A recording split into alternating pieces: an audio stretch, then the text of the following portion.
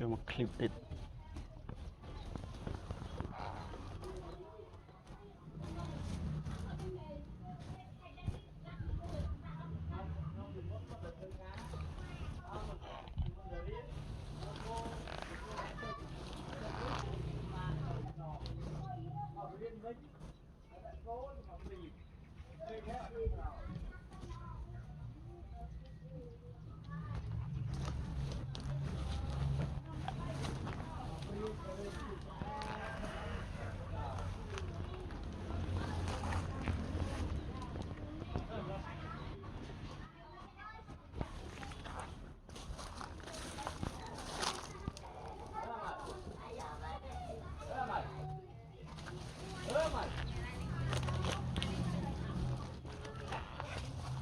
đây mày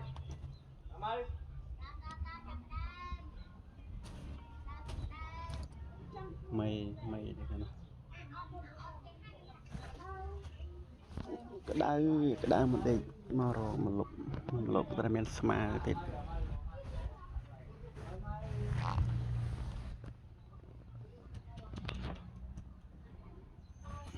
em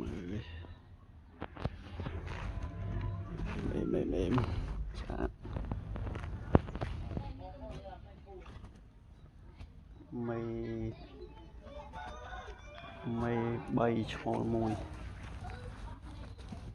đây thế này đây chứ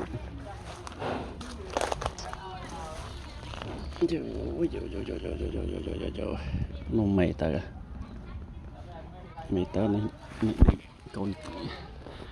con cái đây mà này sạn này có sạn này